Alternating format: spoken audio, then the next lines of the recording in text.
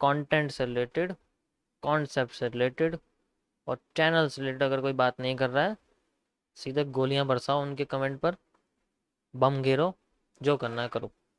सुनो अब ध्यान से, देखो मार्केट में अच्छा खासा वॉल्यूम है। अब यहां पर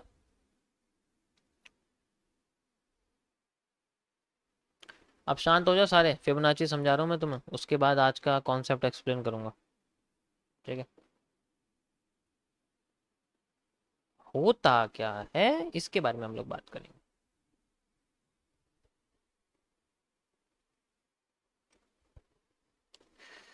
देखो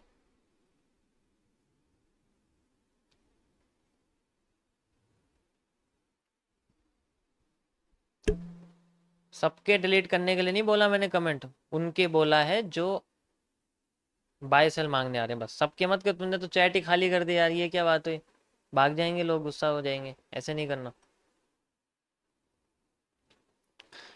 सुनो देखो गाइस,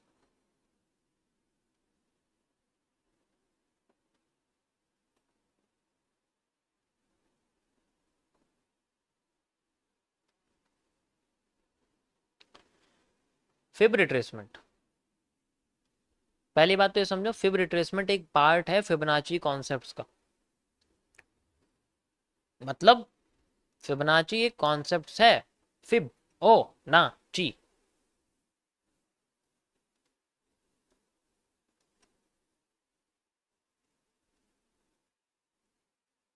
ठीक है। तो फिबोनाची का एक पार्ट है फिबोनाची रिट्रेसमेंट, इसी तरीके से एक पार्ट है फिबोनाची एक्सटेंशन।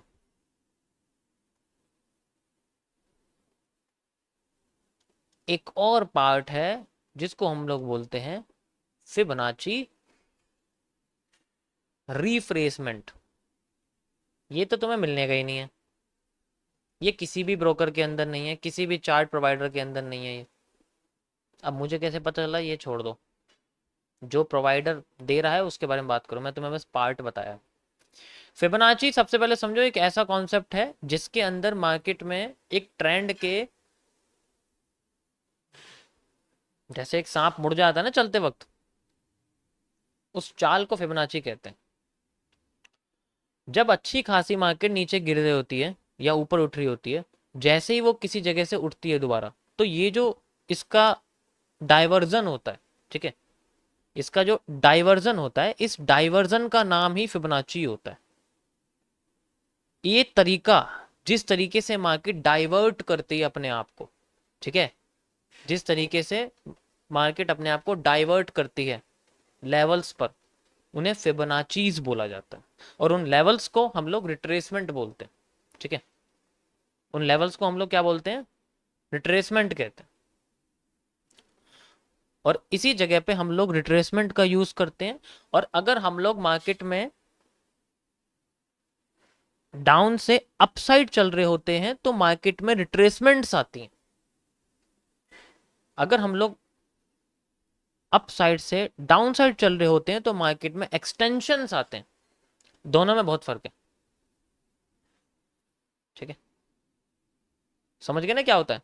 तो रिट्रेसमेंट यूज किया जाता है मार्केट में नीचे से ऊपर जाने के लिए, एक्सटेंशन यूज किया जाता है मार्केट में ऊपर से नीचे आने के लिए। रिफ्रेसमेंट का अलग कॉन्सेप्ट होता है।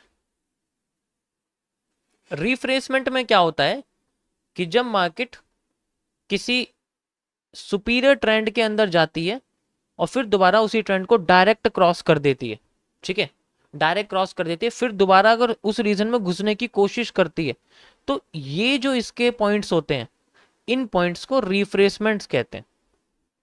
इनके बीच में भी रेशियोज काम करते हैं, जैसे कि यहां पर हमारे सामने काम करते हैं 0.7, 0.5, 0.21, ये तो भाई फिबोनाची रिट्रेसमेंट से होते हैं। तो इसलिए मैं तुम्हें सबसे पहले सिंपल कॉन्सेप्ट से एक्सप्लेन करूंगा, one of the most popular, Fibonacci retracement कैसे काम करता है। जैसे मान के चलो मार्केट अपने आप को अपसाइड लेके जाती है, ठीक है, और अब वो नीचे गिरना शुरू कर रही है, यहां से भी वो अपने आप को डाउन लाई थी और अब अपने आप को ऊपर लेके गई है। तो होता क्या है, इस मार्केट में जो हाई होता है, ये जो मार्केट का हाई पॉइंट होता है, ठीक है, जिसको हमको फिबोनाची की भाषा में क्या बोलते हैं, पीक एरिया। ठीक है, इसको हम लोग क्या बोलते हैं, पीक एरिया। फिबोनाची में इसको पीक एरिया बोला जाता है। जैसे एसएमसी की भाषा में इसे इंड्यूस्ड बोला जाता है, ऐसी हम इसे फिबोनाची के कॉन्सेप्ट में पीक एरिया कहते हैं। अभी जो पीक एरिया होता है, इसी एरिया से हम लोग फिबोनाची को यूज करते हैं इसके लो एरिया तक। ठीक है, और इसको बोला जाता है ग्राउंड पॉइंट। ये पीक एरिया होता है और ये ग्राउंड पॉइंट होता है। समझ आ रहा है सबको यहां तक? मैं बहुत सिंपल लैंग्वेज में समझा रहा हूं।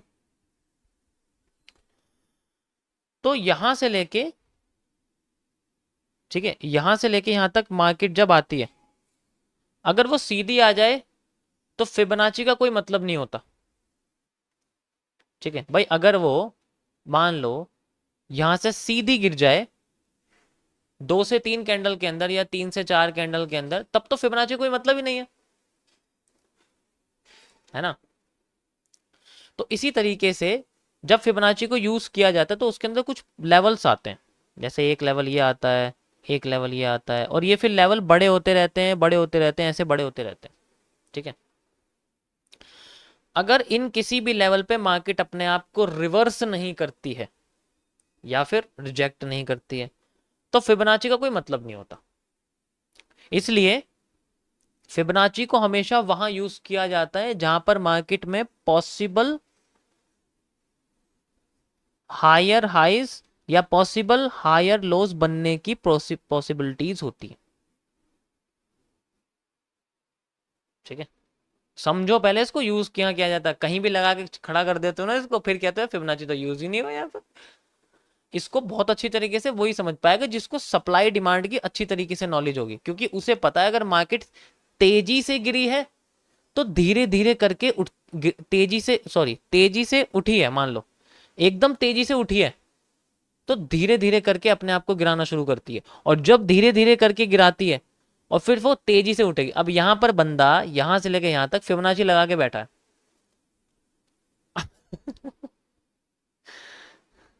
अब बताओ फिबोनाची यूज करने अब तुम्हें यही नहीं पता कि मार्केट में फर्स्ट मूव उसके लास्ट मूव के बराबर होता है। उसका मोमेंटम जो होता है, जो स्पीड ऑफ ट्रेंड होती है, स्पीड ऑफ ट्रेंड का मतलब होता है मोमेंटम। स्पीड ऑफ ट्रेंड का मतलब होता है मोमेंटम। इसको हम क्या बोलते हैं, मोमेंटम। और ये मोमेंटम बेसिकली डिपेंड करता है कि कितनी ज्यादा सेम कलर की कैंडल एक ट्रेंड के अंदर बनी है।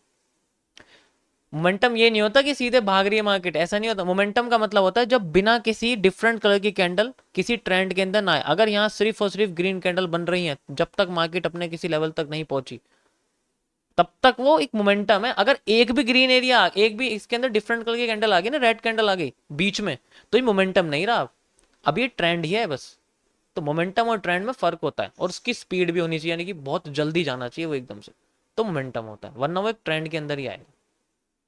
तो अगर मार्केट ऐसा बिहेवियर करती है कि जैसे वो टुकड़ों में गिरी थी और फिर तेजी से उठ गई थी, तो अगली बार भी उसकी पॉसिबिलिटी है कि वो टुकड़ों में गिरेगी, और जब वो टुकड़ों में गिरेगी उसकी रिट्रेसमेंट लेवल फाइंड आउट करने के लिए फिबोनाची को यूज किया जाता है। ऐसे नहीं है इसको कहीं भी लगा के तुम बैठ जाओगे। अब स्मूथ ट्रेंड आया, पॉसिबिलिटी है कि मार्केट में टुकड़ों में गिरना शुरू करेगी, और उसकी किसी लेवल पे रेस्पेक्ट, किसी भी लेवल पे अगर वो कुछ भी कर रही है, वो हम लोग नोटिस करते हैं फिबोनाची रिट्रेसमेंट के कॉन्सेप्ट्स।